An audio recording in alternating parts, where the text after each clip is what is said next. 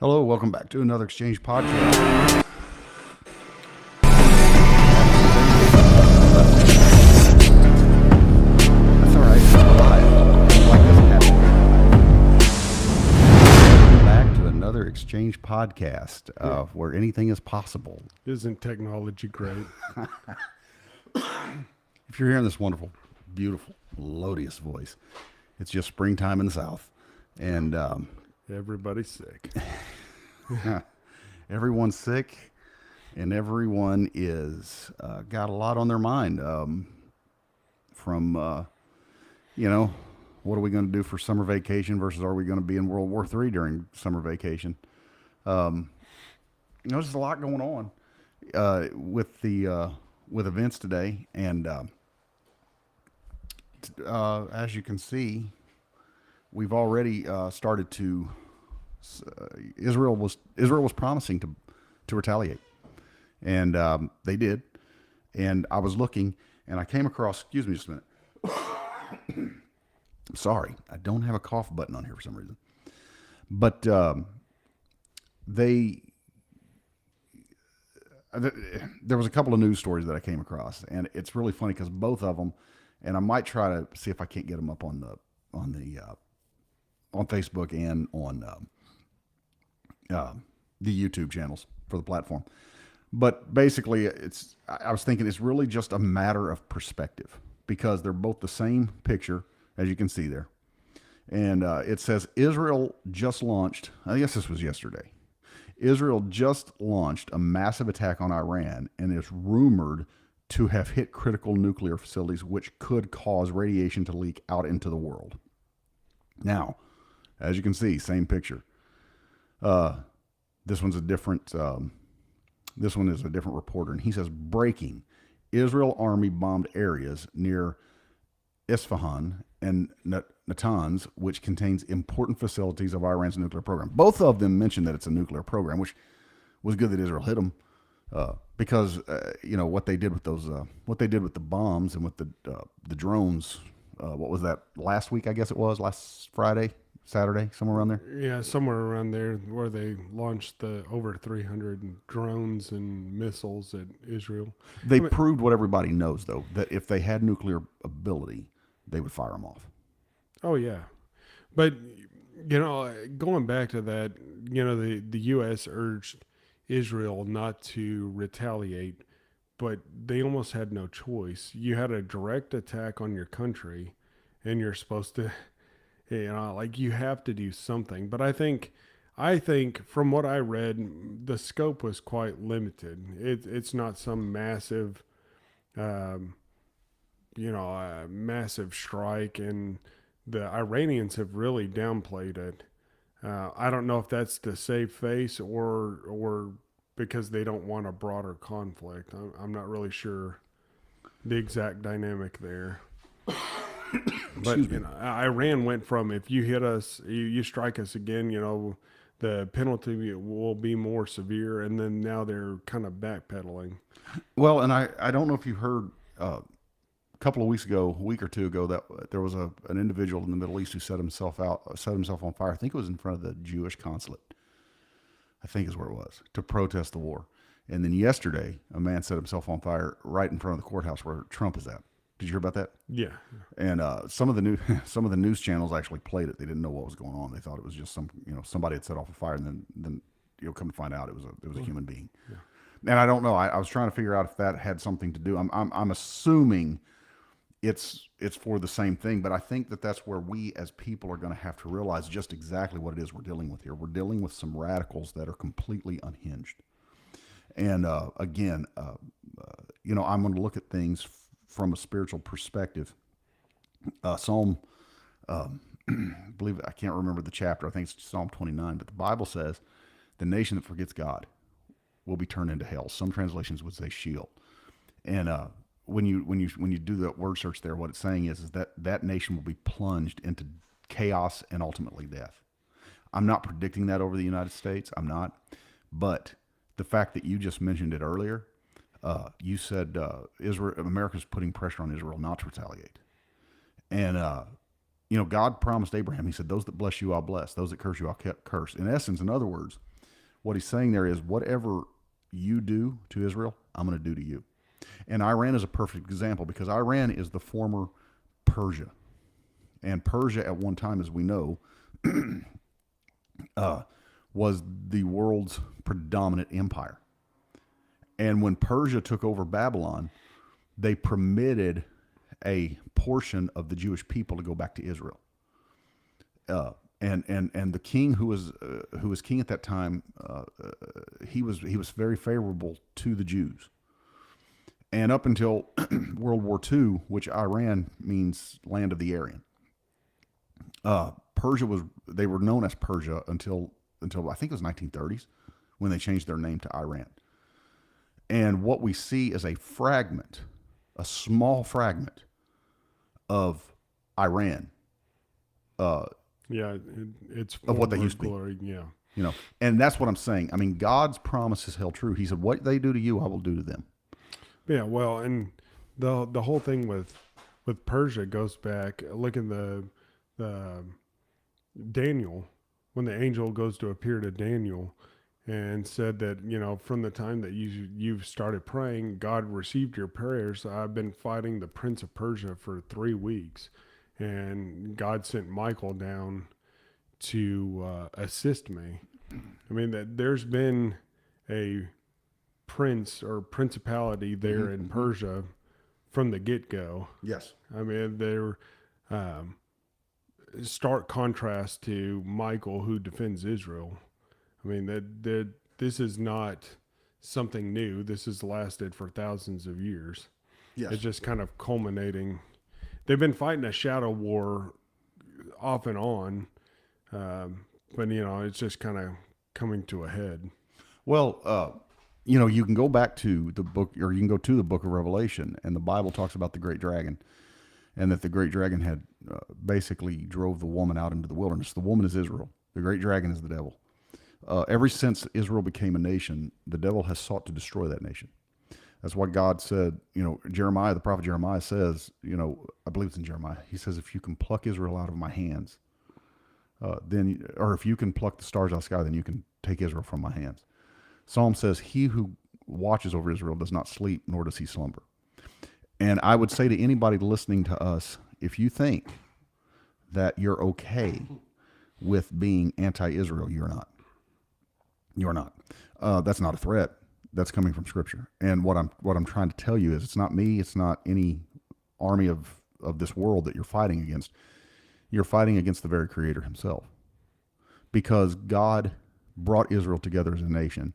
He placed a certain favor on them that no other nation other than the United States has even come close to. I say that because if you look at the United States, founding, the United States is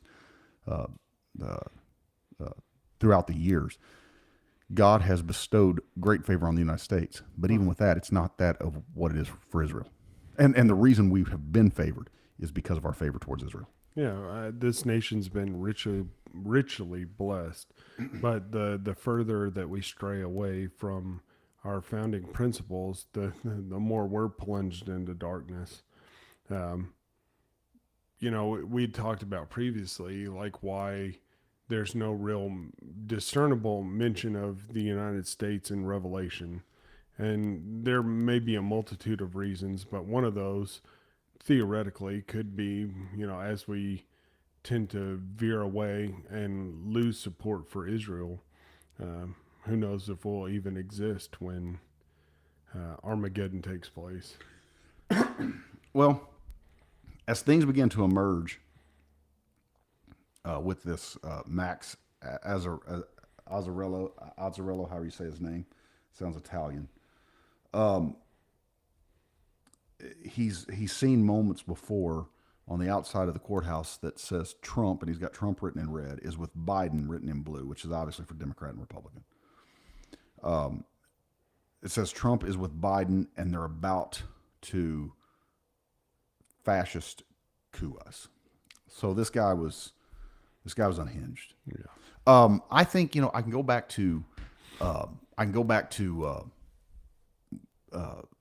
when the Rand Paul talked about the lockdowns, and he said this is going to escalate mental illness. And I think that, I think the lockdowns were deliberately posted or were deliberately done to see just how far they could push people. Now, I'm not saying this come from the lockdown. I'm not saying that. What I'm saying is that ever since then we have seen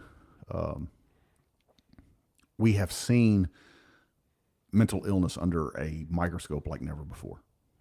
Yeah, well,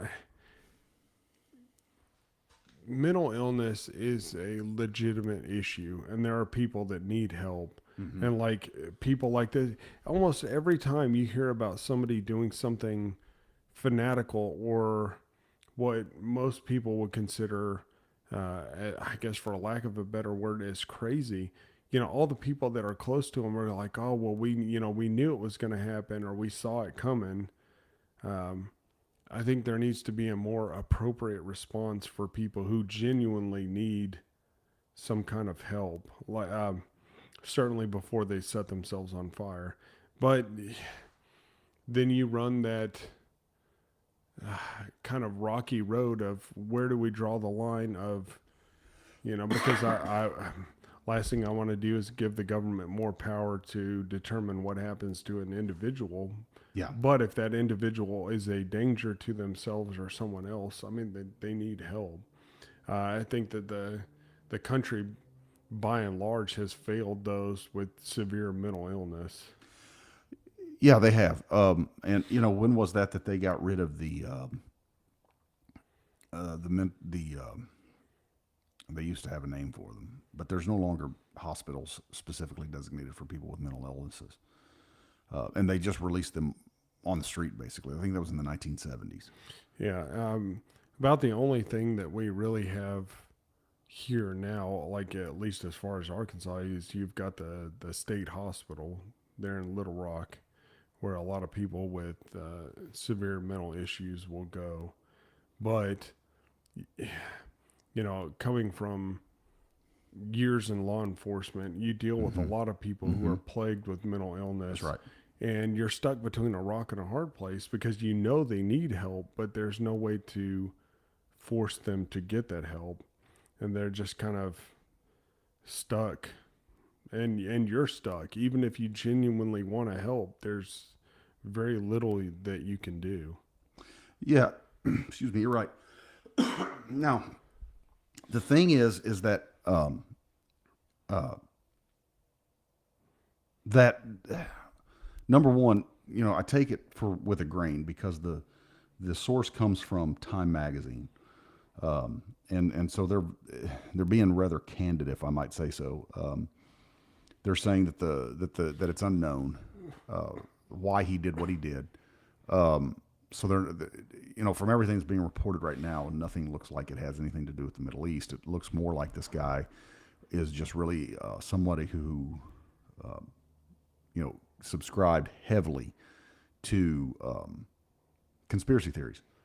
But another conspiracy theory that happened right here, it's grassroots grown right here in the state of Arkansas in the city of Little Rock. We talked a few weeks ago, if you remember, about the shooting of. We talked about a shooting that took place in Arkansas, and it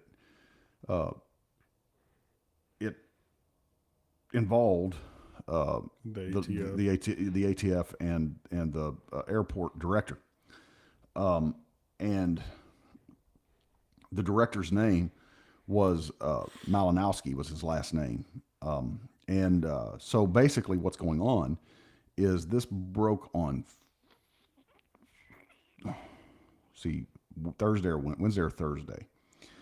And yeah, on Thursday, April 18th, Arkansas legislatures will gather for a press conference at the state capitol to demand answers from the ATF about the deadly pre-dawn raid of the home of Brian Malinowski, executive director of the Bill and Hillary Clinton National Report. Now, I think that tells us all we need to know right there, right? He's connected to Bill and Hillary somehow.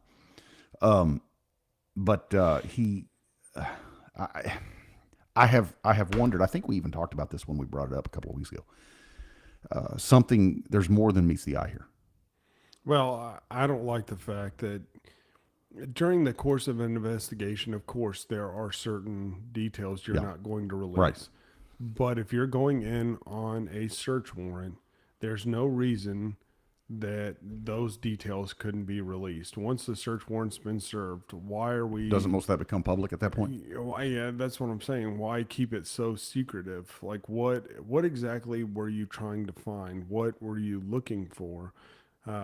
Those are the kinds of things that don't sit well with me. Like, there may, there may be a legitimate reason, but I think that the public has the right to know why you were there and what you were trying to find. Yeah.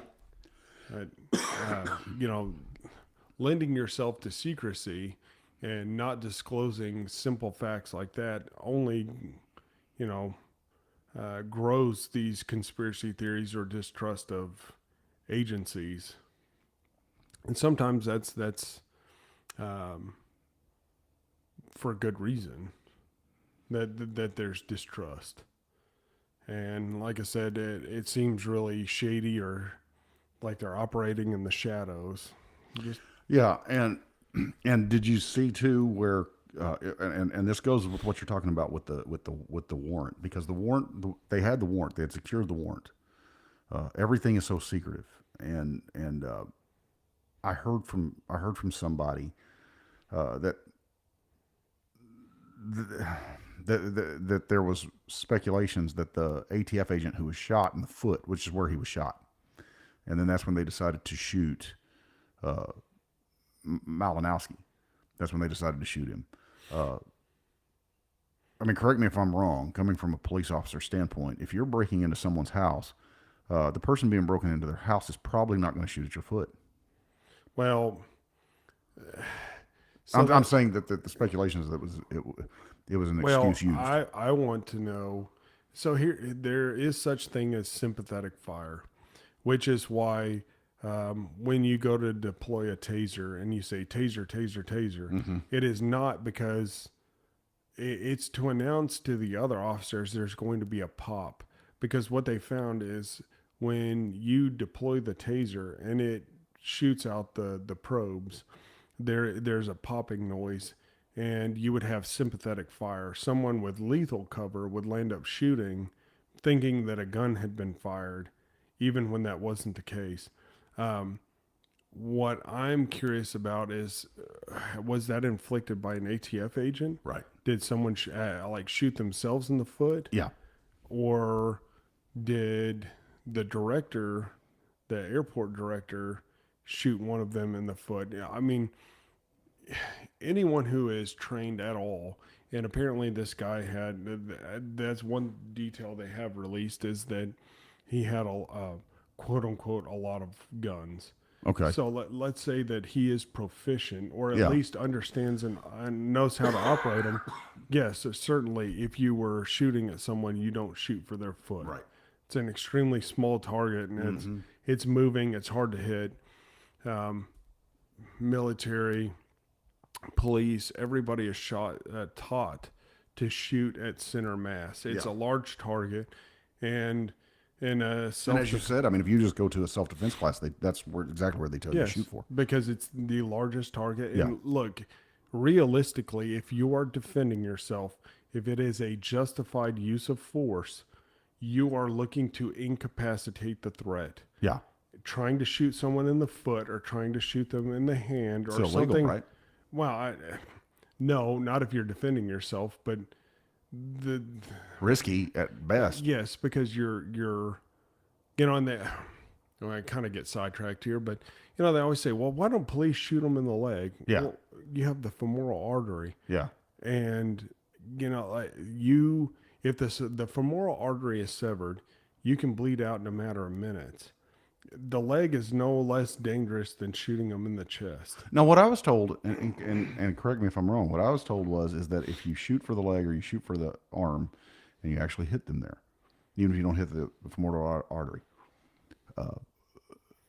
well, even if you shoot them in mass, critical mass, and that's not a Catholic term, but even if you shoot them in critical mass,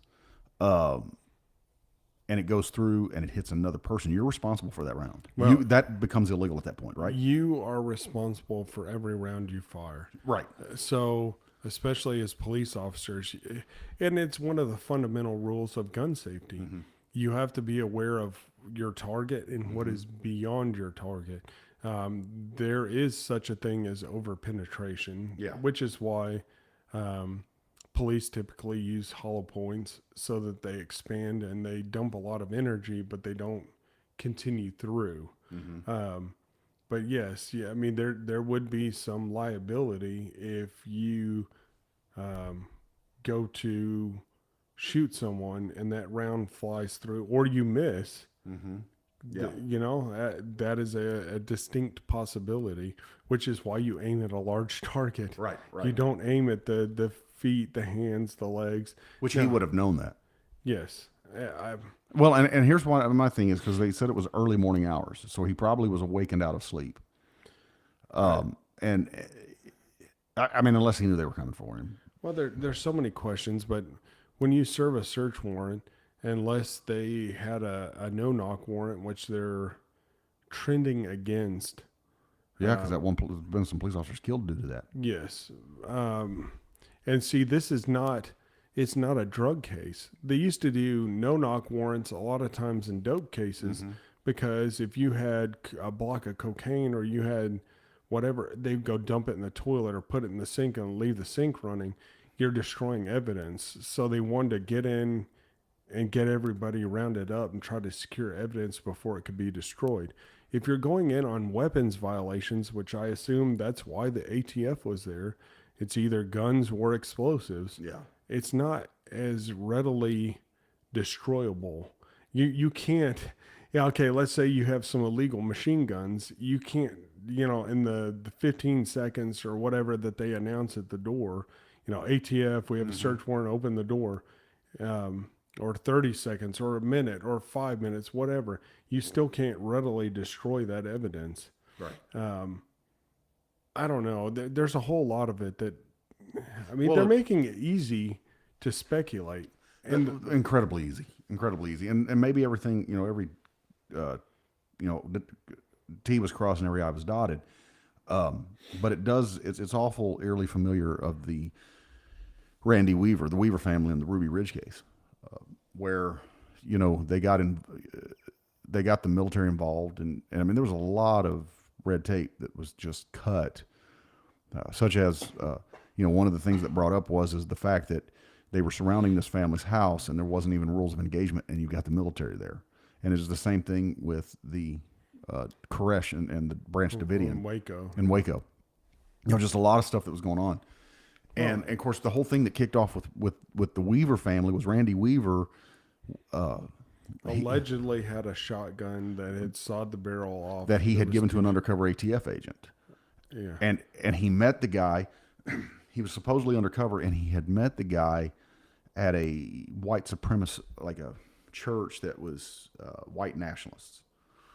And I'm wondering, when that's going to come out. If this, I'm not going to say they killed him because he was a Trump supporter or because he was a white nationalist. I'm not going to do that because that's irresponsible. But what I'm wondering is if this thing is subpar and not everything was done correctly and there was a lot of problems, I'm waiting for a massive info dump that is misleading and it's not true. If not, then you know what? But at the same time, I'm saying I'm glad because the legislatures are demanding the evidence. Hopefully something's being done. Yeah, well, they shouldn't have to. No, they should not. It shouldn't take the state government getting involved to determine what occurred. That's part of the problem with federal agencies like that, and very little, if any, oversight. Yeah, they're acting. See, I'm going to get sidetracked again, but the thing about the ATF is the ATF cannot make laws. right. They issue rules. They write letters and say, we now think that this is illegal. And then it's taken as de facto law. The problem is they go about enforcing these things that are unconstitutional. Just like with the pistol braces and other things. Right. Somehow we're okay with it, then we're not okay with it, then we're okay with it, and then we're gonna now allow you 90 days or whatever it was to apply for a tax stamp to make your AR pistol or AK pistol a short classified as a short barrel rifle, and then it's just the problem is they don't create laws. They have rulings, and then they treat it as if a law. And then if you violate it, you become a felon. Yeah. There's no due process there. There's no formation of a legitimate law. Right. Well, excuse me. I'm sorry, guys. I mean, somebody's got to rein them in. Well, brings me to the next point. Who does that exactly? Because I'm sure you saw, most people did see where that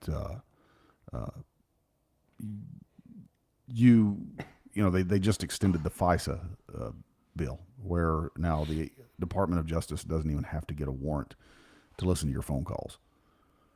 Did you see that? Yes. And Congress passed off on it. And so now here we are, and you're going, okay, brings me back to, who was it who said, was it Jefferson who said those that would seek safety or would give up their liberty for safety? I think it was Franklin. Franklin, that's right, yeah.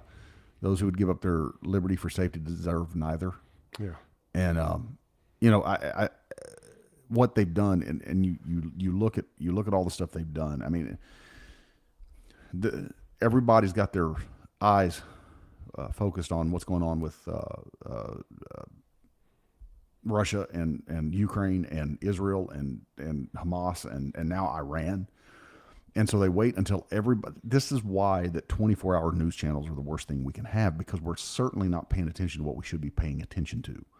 And what we should be paying attention to is the fact that they just passed this. And now our Department of Justice doesn't even need a search warrant, which is the Fourth Amendment, by the way. They don't even need a search warrant to listen to your phone call. And the excuse they're using is, well, we're having so many people. And here's the other part. We're having so many people coming across the border. So now we're going to talk about the border when it's convenient. Well, there's a real simple way to fix that.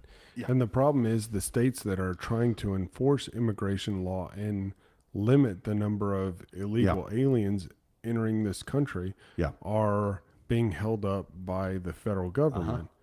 Texas was trying to take it into their own hands and control it, because it's real nice to sit in Washington and go back to your home and not go to Martha's Vineyard or these other places and not deal with these issues. You're not the cattle farmer who's getting his livelihood ravaged. That's right. You're not dealing with the direct consequences of mass illegal immigration. Yeah. Not to mention the fact that in 2023, they stopped, and these are only the ones we know about, 20,000 Chinese nationals. Mm-hmm.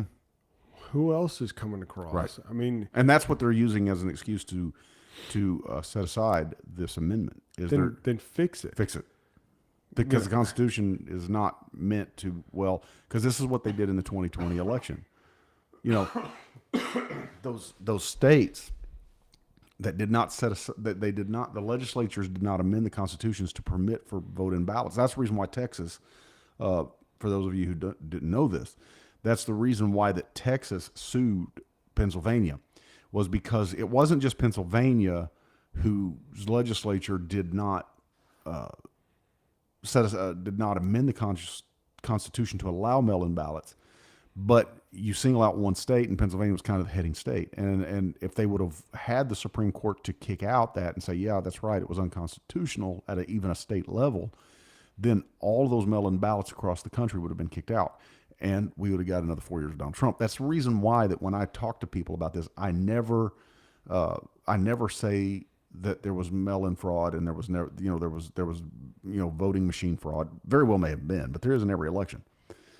What they did was not malicious it was malicious. It was not secretive. They did it in the wide open, and they used COVID as the guise to do it. Yeah, and they used what an abuse of a situation Yeah. from the lockdowns to the mail-in ballots. I Mm-hmm. mean, the whole thing, when you look back on it, really stinks to high heaven. Absolutely. You know, like Absolutely. an absolute abuse of power. Mm-hmm. And you know, those that were in power used it for their own That's right. devices. That's right. You know, Yeah. at the detriment of everyone else in the country. Uh-huh. Yeah. No, absolutely. And see, and that's what you know, that people don't understand that you don't just set aside constitutional amendments and bill of rights and things of that nature. Those are there for a reason. Those aren't there. Those are not there for us as much as they're there for those that would be tyrants. Yes, the Constitution is meant to limit the government, not Yes. you, That's right. and that's what we've lost sight of. Yeah. They literally run rampant. It's way too large. Yeah. So I'm going to kind of take us on another tangent. It's just one of those days, but Go ahead. you know, as far as taxation, you know, I've been hung up on that. So you get taxed when you make money. Yeah. Taxes come out of your check. But then when you get your paycheck and you got to go buy groceries, you get taxed again. You go buy gas, you get taxed. You buy anything, there's a tax. That's right. When you pay the gas company or the electric company, there's taxes. Exactly. And then at the end of the year, you have to sit down and try to figure out how much money you owe the federal When they government. know how much you owe them. Which is, it's insane. Yeah. Okay. And then if you somehow don't do it correctly, they're going to come after you. Yeah. And you're going, but you know to the penny, but you won't tell me what that is.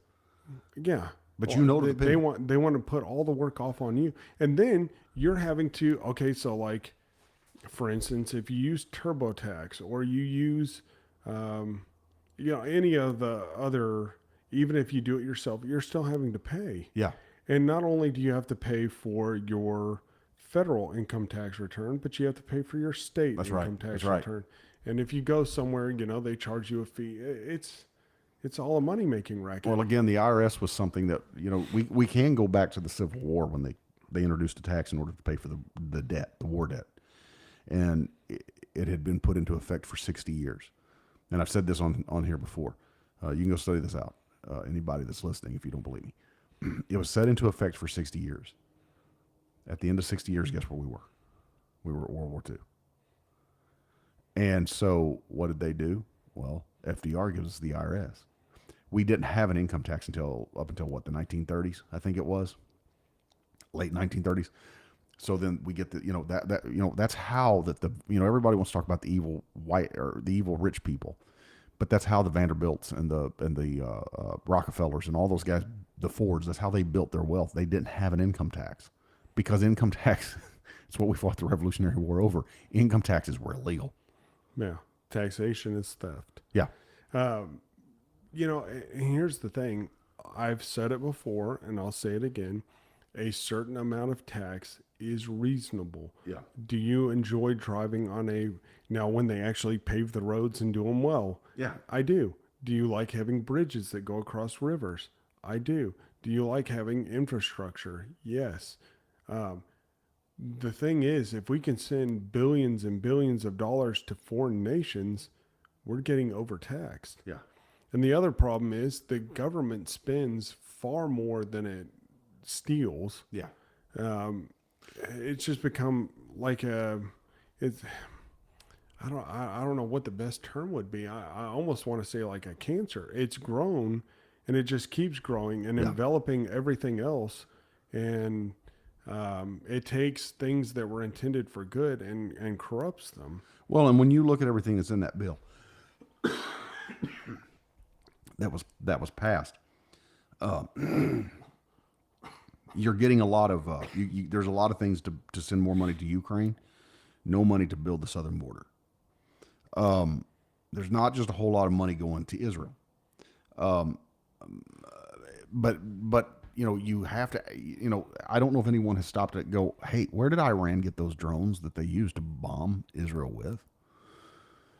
Well, we we just pulled out of Afghanistan and we left that stuff there. I think there was how many billions of dollars, like 85, $100 billion worth of stuff left over there.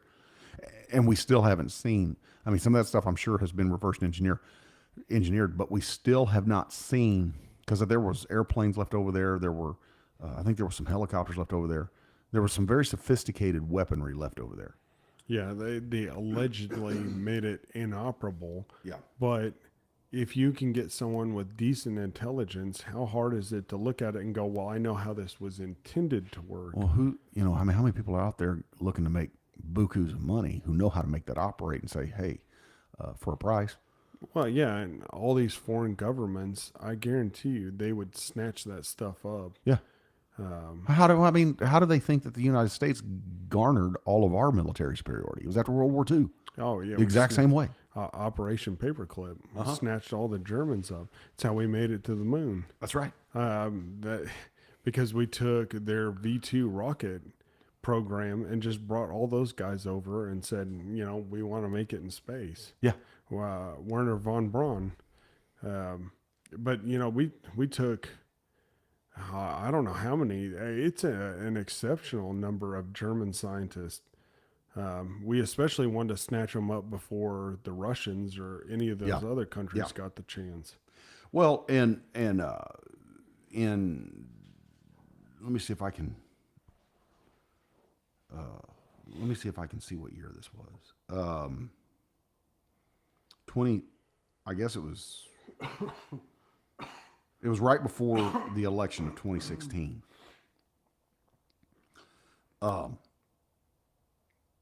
The Obama administration,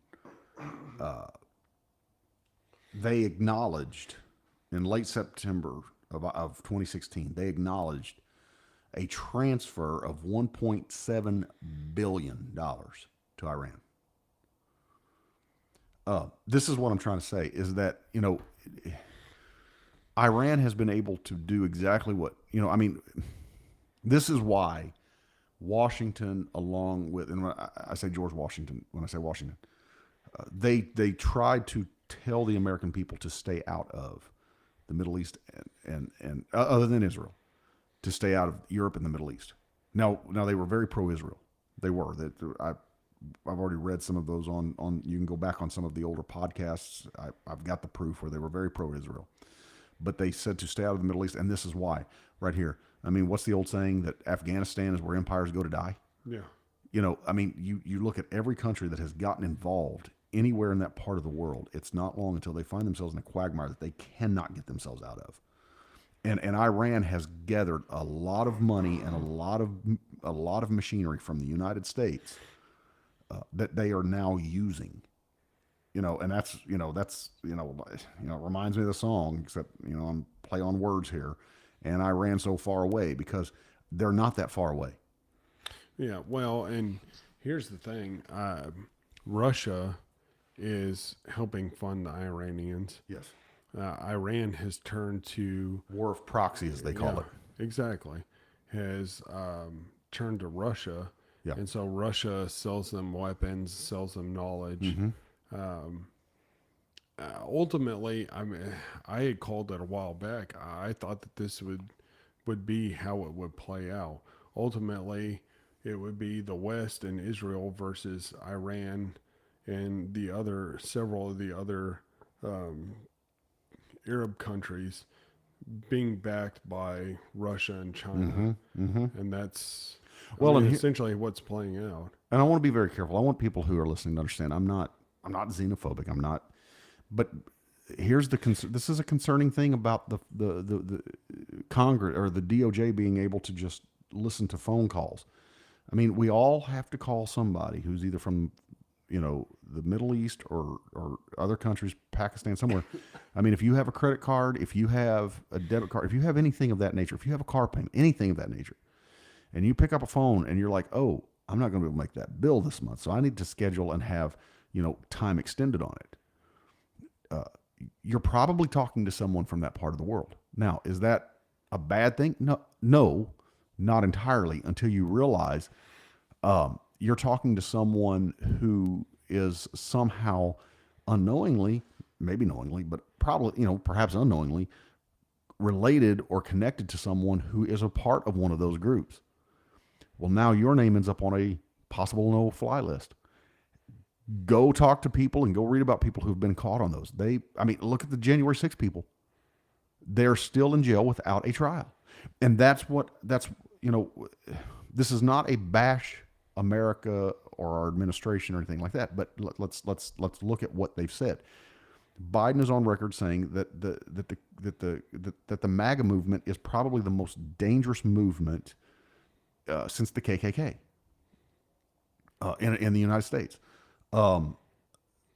He's on record. He's on record. Not just him, but he's on record multiple times talking about how dangerous the January 6th was. It was, and when you go back and you look at it, it wasn't even nowhere near what September 11th was. So, where were all the weapons? Where was the mass violence? Right. Where, if anything, you've got a bunch of people who trespassed. Yeah. And there was very little structural damage. Yeah. They didn't burn anything down. They didn't loot everything. No. But yet you have all of these violent riots and protests where they burned buildings down and they destroyed things, and those people walk free. Well, what was there? Yeah. Something like 3 to 5 million people that were there that day.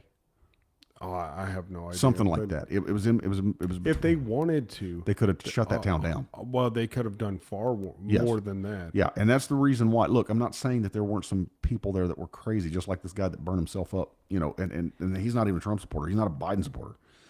There are people that are crazy, looking to do something stupid. There's crazies in every walk of life. Yeah. If you go to the left or the right, you will find people who are unhinged. Yeah. You don't have to look far. And that's what I'm saying. I mean, even if you are not a Trump supporter or a MAGA supporter, okay, you should be calling your representative and telling them, because this actually can come up for reconsideration. It's highly unlikely that it would, but it could come up for reconsideration. And you should be calling your representative saying, hey, vote against that. We don't want it. Get rid of it. Because here's the problem. If you can just be connected to somebody or have some kind of brush up against somebody who, since they consider MAGA people to be so dangerous, you're now under investigation. Well, and your calls and texts are being looked at without a warrant. Here's the thing. Even if you despise Trump, yeah, that's 50% of the country. Mm-hmm. So you're telling me that you're okay with it? Like, you have to take a step back. Even if, imagine the roles being reversed, would you be okay with it? Yeah. Yeah. It's a sense of moral decency or just basic human decency. Right. I think that they're doing that because that's the only threat to their power. Mm-hmm. And there are many people who get in power and they don't want to give it up. Right. Certainly not willingly. Yeah. And I think that certainly the party of the left has become tyrannical. Absolutely. And there's many of those on the right too. If you think that certain people, if you think certain people like Mitch McConnell and the John McCains when he was alive, they're okay with I do believe they are okay with unwarranted access to the American people's lives. If they can get access, if they can go in and they can do certain things, because I think power corrupts and absolute power corrupts absolutely. When somebody decides they're going to make a career out of public servant, which really shouldn't be making the kind of money they are, but they're making that kind of money. Something that should tell you something that, okay, why do these guys not want to go up there, get something major done? One of the things about Abraham Lincoln, his whole drive to get into public life was to get slavery overturned. That was his goal, pretty much. Not so much day one, but that became his goal once he served his first, I think maybe his only term in the Senate, and he began to see. He knew that slavery was a bad thing, but then as he began to be around more of the abolitionists and the Cottons and the Sewells and or Sewers rather Sewers, however you say his name is, Sewell's Folly, who was his Secretary of State, who they served in the Senate together, and he began to talk to those people, and he began to get involved with them. He realized. And what a lot of people don't know about Abraham Lincoln is he was not for westward expansion as it became to be. He was against it because he was letting them know, look, continue pushing out westward and taking this land from the natives and from the Mexicans without paying them for it. It's going to come back to haunt our children. And we can learn. We can have a future by learning from our past. And all of this stuff that we're doing, such as Russia. See, the reason Russia is far more successful fighting a proxy war than the United States is, because of the fact that Russia will give countries like Iran and even Afghanistan back in the 70s and 80s, give them the weapons and then allow them to go do it. We try to fight a war by proxy, and it ends up turning on us. Yeah. Yeah, and we haven't learned very well. Because that's exactly what happened with us in Afghanistan. We were trying to pay Russia back for Vietnam, but then they come right back. We didn't try to form an alliance. We didn't go in there and say, which I'm not saying we should, but what I'm saying is with Russia, they had an alliance with the Vietnamese. We never created one like that, and so then we allow this vacuum. Well, that's exactly what we're dealing with right now with Iran. There's been this vacuum over there. And we've not kept an eye on it, and we've certainly not allowed Israel to keep an eye on it till now. We are where we are. We're looking at war on multiple fronts, and everybody's kind of just waiting for the time for China to attack Taiwan. I don't know. Yeah, well, I after the earthquake there, when they had the 9 Navy vessels and the 30 planes, I think they're gearing up for it. Yeah. They're just waiting until the world is so distracted and they've got so much going on, because if the United States continues to support the war in Ukraine and the war in Israel, etc., you can only extend yourself so far, and I think that's what they're banking on. They're waiting until the time is right, everybody's distracted, and they're going to swoop in. Well, I think that's what we're seeing, and that's the reason why they would pass a law such as they did about allowing unwarranted searches,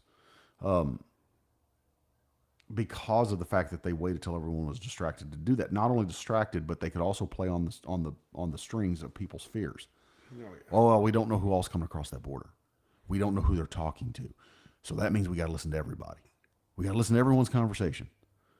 Well, I mean, we already know that there's people who feel like that because we're Christians and we're white, we must be nationalists who are looking to destroy anybody who's not of our race and culture, and that's not true. That's not true, but it puts us on a certain list. It just does. And that's why I'm going, no, you don't set the Constitution aside. Well, if you listen to any of these quote-unquote institutions of higher learning, if you're a heterosexual white male, you are the problem. You are the threat. Yes. Well, it goes back to that episode we did 5 or 6 weeks ago with the farmers. Yeah. Right? Because they know that rural people are more prone to vote conservative. Yes. That's what scares them. And they're not subservient to the government. They don't need that's right. nor rely on that's right. the government to survive. Well, in reality, that's what got that whole thing with the Weavers, was the fact that Randy Weaver and his family were living off the grid. Yeah, they were self-sufficient. Yeah, and he was a conspiracy theorist. He was somebody that subscribed to a lot of off the wall stuff, but that's not illegal. There certainly wasn't anything that was going to say he was going to try to overthrow the government. He just wanted him and his family to be able to live up there, no debt, as tax-free as he possibly could. They were living off the land. He was a former Green Beret, so he knew how to live off the land. And And ultimately, that was the excuse they used for bringing in the entire military. It's like, look, guys, you're not looking for John J. Rambo. This is not a movie. No. You know where he's at, and you know, just all. And with them, what they did is they deliberately set his court date on the paper as one day, and then told, and then so he's got a piece of paper saying, so we're just going to, just an arbitrary, like on Wednesday the 12th was what his court date on the paper said. But then the judge sets it on Monday the 10th. And so when he goes to show up, he's 2 days late. They arrest him and throw him in jail. This is why we have the Constitution. Yeah. This is why we don't set amendments aside, because, I could be in danger. No, we don't set the Constitution, the amendments, or the Bill of Rights aside. We don't do it. Like I said, the Constitution was written to limit the power of the government, and we have perverted that. It's become, like I said, the government is cancerous. Yeah. It's grown far too large. Yeah. There's way too much bureaucracy. Right. Slim it down, and the government doesn't do anything efficiently. No. And the thing is, now certain elements of the government are looking for anything that they think would be a quote unquote threat. Right. Not because they're an actual threat. Right. But because it questions their Mm-hmm. power or their legitimacy. That's right.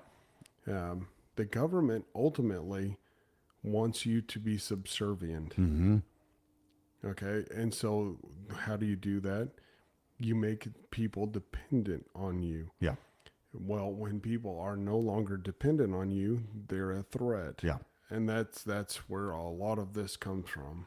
Well, I mean, you start to go, okay, if you're going to start setting things like the Fourth Amendment aside, how long is it till we have internment camps again?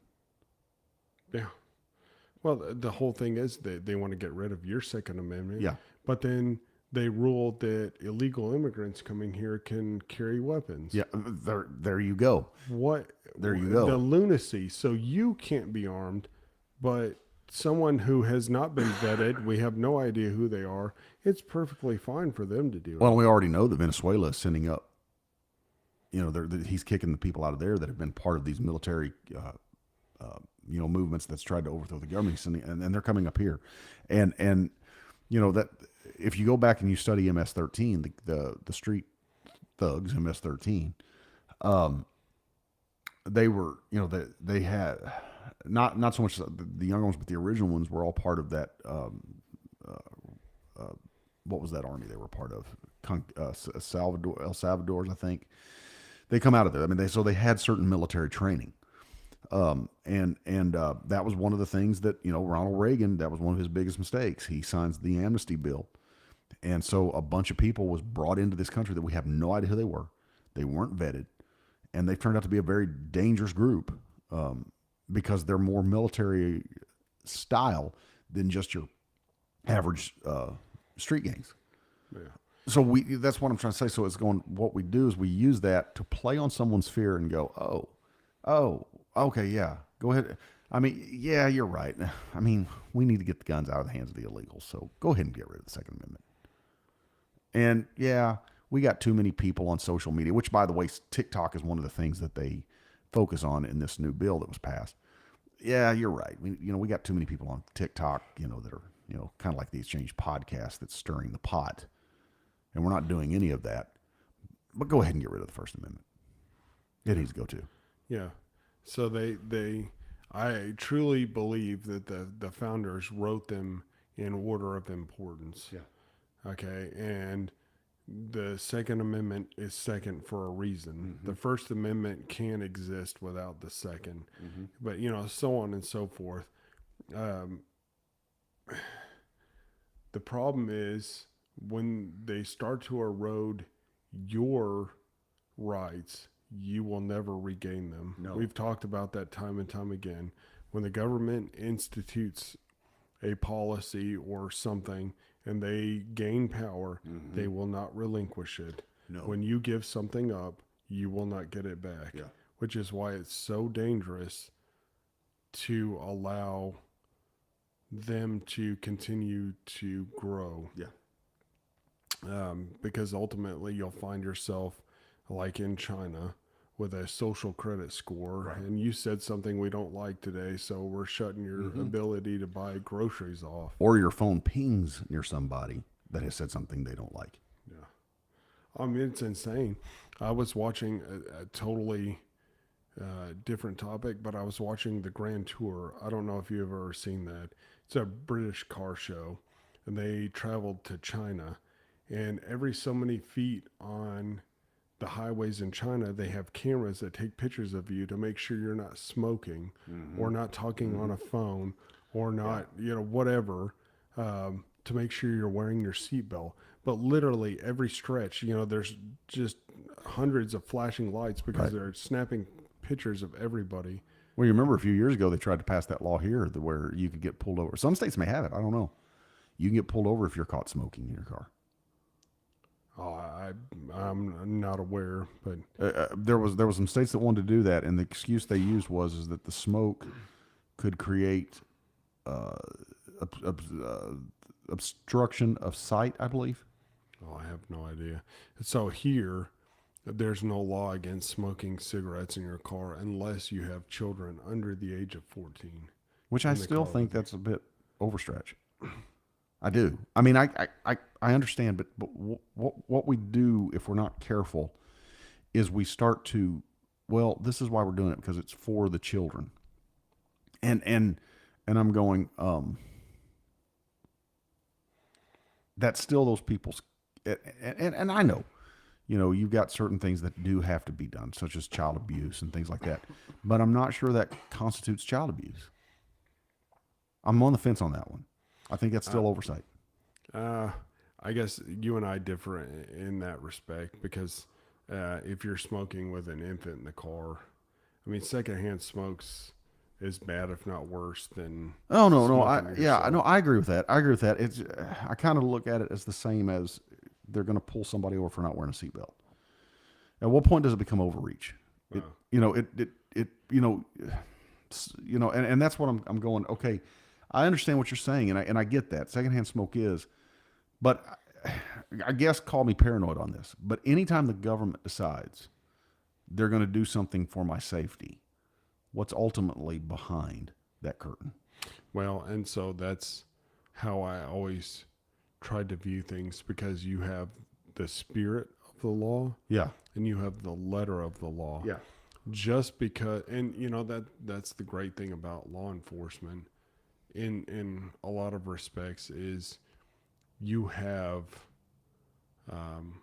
a lot of leeway yeah, unless it's a felony crime and certain misdemeanors. I mean, there's certain misdemeanors where your hands are tied, yeah, domestic violence, but you have a lot of discretion, so you can determine what the appropriate course of action is.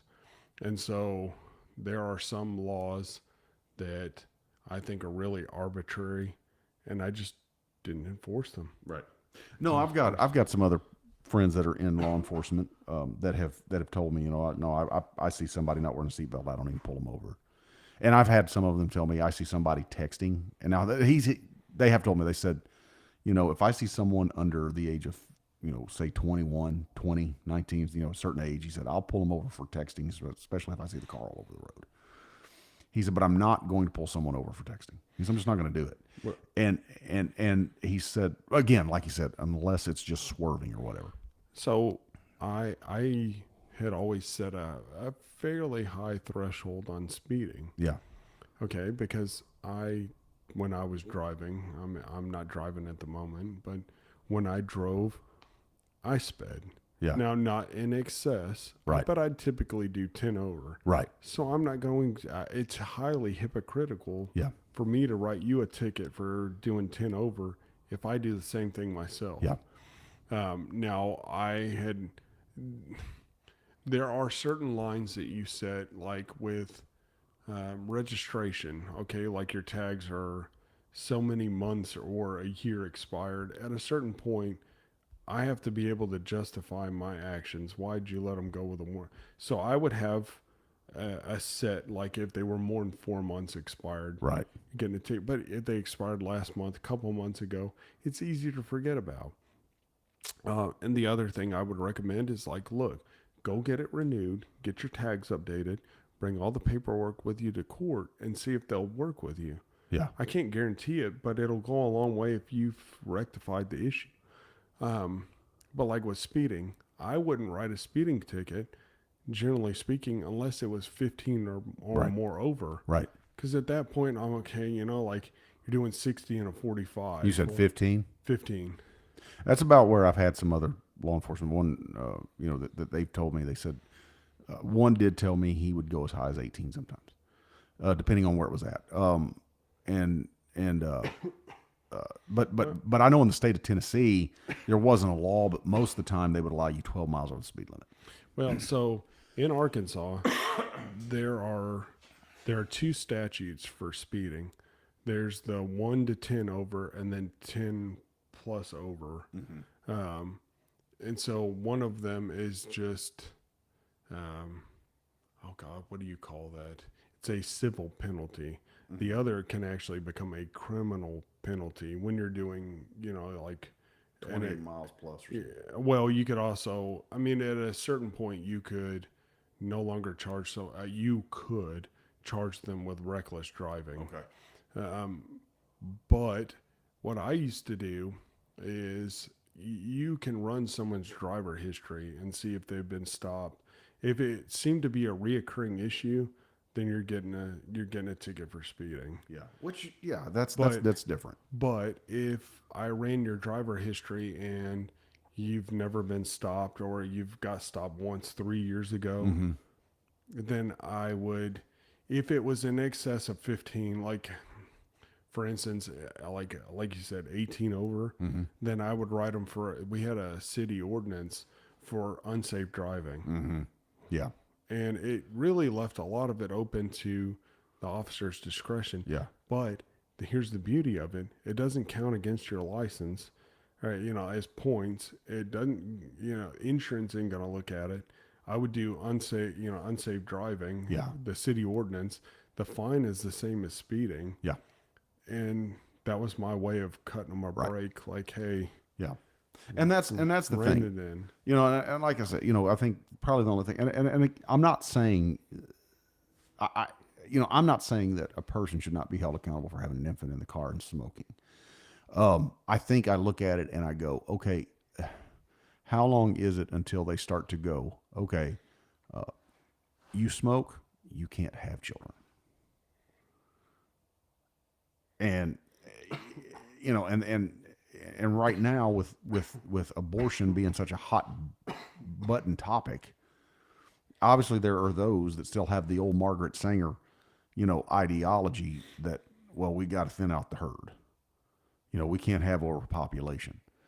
And I think, that's always the question. I go, yeah, I don't know. That's the reason why I'm on the fence about it, because I go, I look at it and I'm going, if they start doing that, what's the bigger picture that we're not seeing?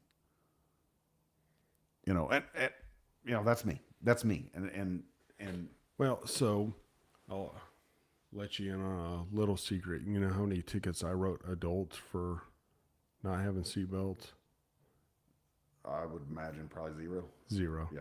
But I would write every single person that had a kid that wasn't in a safety. That's different. Child safety restraint. That's different for one, because that kid is not, number one, that kid is either A, incapable of doing it, or B, they're not mentally capable to think about it. If you're 18 years old and you want to take your life in your own hands, then you know what? Yeah. That's your God-given right. Yeah. But if you've got a 3-year-old in the back, right, that's standing up and looking out the window and moving around. Yeah, no, that's different, because that kid is your responsibility. And so I'd write every one of them. Yeah. And if they go, well, the car seat's in so-and-so's car, and I'm like, well, you better call them, because you're not leaving here until you get the kid properly restrained. Yeah, because that's something you should have thought about before you left the house. Hey, I don't have. One of the last arrests I made before I had to retire, I stopped a gentleman, and he had an unrestrained child in the back, and I made sure somebody Yeah. came and got the Yeah. kids. Yeah. But I had no leniency for that. I stopped a car one time. I was working night shift, and stopped the car, and they had, oh God, what was it? I think there were 7 people in a Chevy Impala, Good grief. 2 of which were unrestrained children. And you can't have any more people in seatbelts, right? Correct. But yeah, I only land up. I So- stopped them. Oh, go ahead. Well, I made them sit there on the side of the road until they got another car with car seats. Why do buses differ? Honestly, I don't know, because the lawmakers say so. Yeah, You know, because nobody in a bus has to have a seat belt. I have And no to idea. me, you stand a much bigger chance of someone getting hurt. Well, and then if, God forbid, a bus does crash or roll over, you've got tons of people floating around, like ramming into each Yeah. other. I don't know. Is it maybe because if it does somehow turn over and water's getting in, then the kids can get to the emergency room, or if it's on fire, the kid, you don't have to. Maybe that's it. Maybe that's because if the bus or something catches on fire, out of panic, you don't have that kid that's not getting their seatbelt. Maybe that's why. Maybe. I don't know. But at this day and age, why would it be so difficult to create a mechanism That where, automatically makes it. releases it Yeah. in the event of Maybe. a catastrophic incident? Maybe where money. Well, I mean, what are your kids worth? No, I agree. I agree. You I see agree. what I'm But saying? maybe Like, that's. Well, we'll send several $billions to some other country, but we won't. But what I'm saying is, no, I agree with what you're saying. But Yeah. at the end of the day, it's the bottom line, and I think they would have a hard sell trying to tell somebody, hey, you need to get this with this mechanism in it. Yeah. You know what I mean?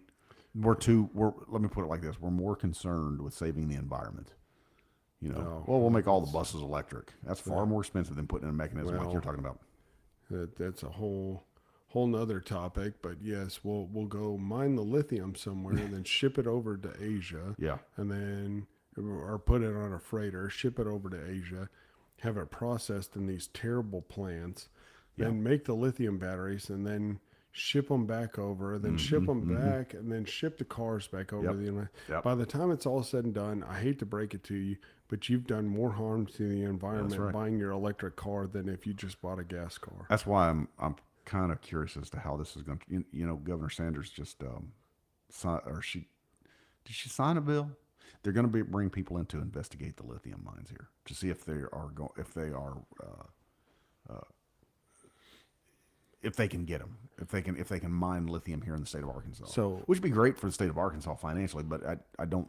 Well, what's it do for the state as a whole? Yeah, I don't know. There's a lot of intricacies that go along with electric vehicles, but something else people don't think about: what happens when your car catches on fire? Yeah. What happens to lithium? You Yeah. can't just spray it with water. You can try, Yeah. and it's going to go terribly awry. I Yeah. promise you. Yeah. The stress on the electrical grid, because you already have rolling brownouts or blackouts. Right. We're ill prepared as it is, but we're going to. I digress, but there's a multitude of issues that haven't been Right. worked out. Right. No, you're right. We're trying to force change way too quickly. Yeah. Yeah. Uh, Well, that's now I've noticed though that the electric vehicles have kind of been put on hold, and I think some of that has to do with China owns those lithium mines in Afghanistan. But that was another one of our great losses as we pulled out of Afghanistan the way we did. China went in there and just consumed all that stuff up, and again, Iran's not that far away, folks. I mean, what was the old AT&T commercial? Reach out and touch someone. That's where we are. But thank you for joining us again on this Saturday. This has been a great exchange, and like I said, maybe you can get on the phone and call your senators and say, "Hey, look," your Congress and say, "Look, the FISA bill can come up for reconsideration. So I suggest you strongly reconsider it. Michael, what do you got for us? I want you all, everyone who's listening, to be conscious of what goes on around you. Yep. Look through the smoke screen. Pay attention to domestic issues. Yeah.